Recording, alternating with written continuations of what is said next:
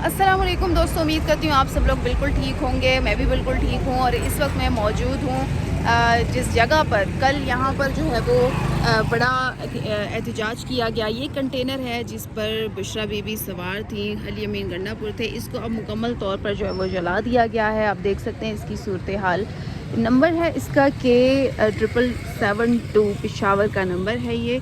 और अब ये कंटेनर जो है वो बिल्कुल ही जलाओ घेराव का शिकार हो चुका है। पेट्रोल छिड़क कर इस पर आग लगाई गई है और इसके इर्द गिर्द आप गंदगी देख सकते हैं। किस तरीके से इस कंटेनर को जो है आप देख सकते हैं कि अगर इसमें कोई मौजूद होता तो लाजमी बात है कि वो भी जल सड़ गल चुका होता। ये इस तरह अभी भी अगर आप इसको देखें, आग बुझाई गई है, अभी भी नीचे धुआं सा जो है वो अभी भी नज़र आ रहा है। और गंद कचरा यहाँ पर हम जो है वो बासानी देख सकते हैं। जबकि कल पीटीआई की आदत की जानिब से कहा गया था कि वो एहतजाज कर रही है और इसी कंटेनर पर बुशरा बीबी थी, अली अमीन गंडापुर थे और पीटीआई ने जो है वो इस पर अपना खिताब करना था। बुशरा बीबी ने यहाँ से अपना खिताब करना था, लेकिन वो तो नहीं हो सका। सारा दिन इस कंटेनर के थ्रू जो है वो बुशरा बीबी ऐलानात भी कर रही थी, खिताब भी कर रही थी, कारकुनान से मुखातिब भी थी। लेकिन अब अगर देखें इस कंटेनर की सूरत हाल तो अब ये बिल्कुल जो है वो खस्ता हाल हो चुका है, सड़ चुका है और इसको रात आग लगा दी गई। तमाम जो पीटीआई के कारकुनान थे वो यहाँ से चले गए। मेरे साथ इस वक्त सीनियर जो कॉरेस्पॉन्डेंट है सुप्रीम कोर्ट के अबरार, वो भी मौजूद है। अबरार से जानते हैं। अबरार, कल बताया गया कि जी कल यहाँ पे बड़ा हेवी एहतजाज होने वाला था। अब आप देख रहे हैं कि कंटेनर गल चुका है, सड़ चुका है, आग लगा दी गई है। क्या कहेंगे ये तमाम सूरत हाल? आप मुस्कुरा भी रहे हैं, क्या मोमेंट क्या है ये? वैसे अमरीन, आपको पता है पहले ये कंटेनर किसका, आपने बताया अपने नाज़रीन? हाँ जी। ये बुशरा बीबी का वो कंटेनर है, अली अमीन गंडापुर का वो कंटेनर है जहाँ बैठकर वो यहाँ से खिताब करते थे कारकुनों से और उनका लहू गरमाने की कोशिश करते थे। लेकिन मसला ये हुआ कि रात को खासतौर पर जब हम यहाँ पर पहुँचे थे, जिस टाइम ऑपरेशन हो रहा था, जिस कदर शेलिंग हो रही थी, उसके बाद यहाँ से वो ऐसे भागे सीधे जाके हरीपुर में पनाह ले लिए उन्होंने। ठीक है, जब क़यादत ही भाग जाए तो बेचारे कारकुन क्या करेंगे। और अबरार ने तो बल्कि यहाँ पर रात वो मौजूद भी थे। शेलिंग कितनी ज़्यादा थी अबरार, मैंने तो वीडियोस देखी, मैं यहाँ पर नहीं थी लेकिन वीडियोस मैंने देखी और मैं बिल्कुल शॉक्ड हो गई कि यार इतनी ज़्यादा शेलिंग। और ये वो कंटेनर, जैसे कि अबरार बता रहे हैं कि ये वो कंटेनर है जिस पर कल सारा दिन बुशरा बीबी अपने जो सफ़र की जानिब रवां दवा थी, ऐलानात किए जा रहे थे, कारकुनान से मुखातिब भी थी। और अब ये बिल्कुल ही जो है वो कोयला बन चुका है। तो अब क्या अगला लाए अमल क्या होगा पीटीआई का? कोई नया कंटेनर अब तैयार किया जाएगा? अमरीन, कंटेनर तो नया तैयार किया जाएगा, लेकिन मैं एक चीज़ आपको बता दूँ, जब पिछली दफ़ा 4 तारीख को आपको याद हो तो यहाँ पर जब अली अमीन गंडापुर की क़यादत में डी चौक आए और अली अमीन गंडापुर गायब हो गए थे, उस वक्त के बाद कारकुनान बहुत ज़्यादा फिडअप हो गए थे कि अब की बार एहतजाज की कॉल दी जाएगी तो वो नहीं निकलेंगे। लेकिन जब खान साहब की जानिब से कल कॉल दी गई कि आखिरी कॉल है, तब कारकुन निकला था।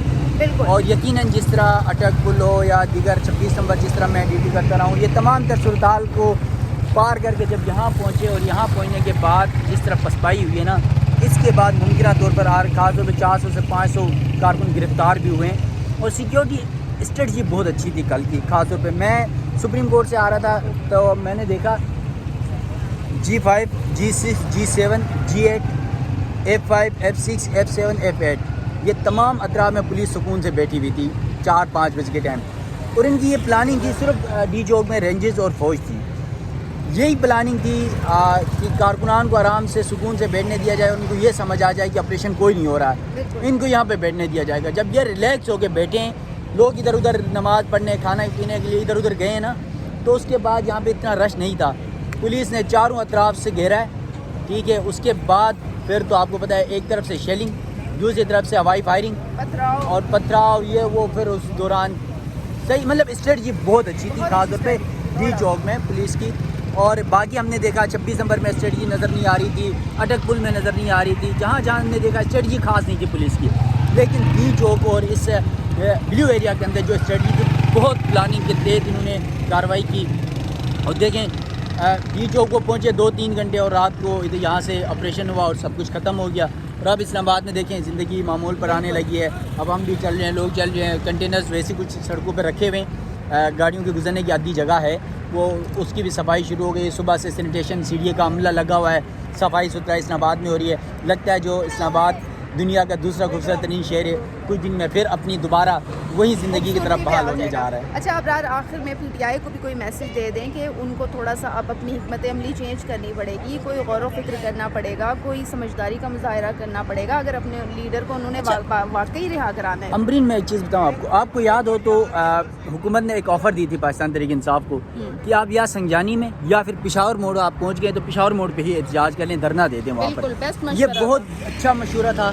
لیکن ڈی چوک ایک ریڈ لائن ہے, ٹھیک ہے. پھر یہاں پر آپ کو رینجز بھی سامنے ہوگی, فوج بھی سامنے ہوگی, کیونکہ یہاں پہنچنے کے بعد آپ کے پارلیمنٹ تمام تر آپ کے احساس بلڈنگز ہیں یہاں پر ساری, ٹھیک ہے, سرکاری بلڈنگز ہیں, تو یہاں بہت مشکل ہو جاتا ہے. اس سچویشن میں سب سے بیسٹ یہی تھا کہ وہاں پر بیٹھ جاتے پشاور موڑ پہ, وہاں پر اپنا احتجاج جاری رکھ کے, وہاں پر میڈیا آپ کو کوریج دیتا.